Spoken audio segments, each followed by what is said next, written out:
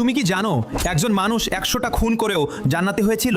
বনি ইসরায়েলের একজন লোক 99 জনকে খুন করেছিল। তারপর হঠাৎ তার ভেতর ভয় আর অনুতাপ জেগে উঠল। তাই প্রথমে সে এক সাধুর কাছে গিয়ে সব কিছু খুলে বলল। সাধু বলল, হায় সর্বনাশ, এ কি করেছো তুমি? তোমার তওবা কবুল হবে না। সাথে সাথে সে রেগে গিয়ে বলল, যেহেতু আমার মাফ হবে না তাহলে তোকেও মেরে ফেলবো। তারপর সে সাধুকেও খুন করলো। এভাবে 100টি খুন পূর্ণ হলো। সে আবার অনুতপ্ত হয়ে তওবা করার জন্য এক বড় আলেমকে সব খুলে বলল। আলেম বলল, আল্লাহ অবশ্যই তোমাকে ক্ষমা করবেন যদি খাঁটি মনে তওবা করো।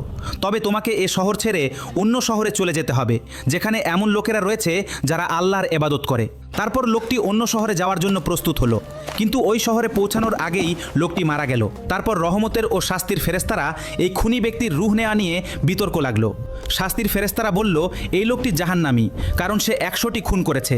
অপরদিকে রহমতের ফেরেশতারা বলল, না, আল্লাহ তাকে মাফ করে দিয়েছে, সে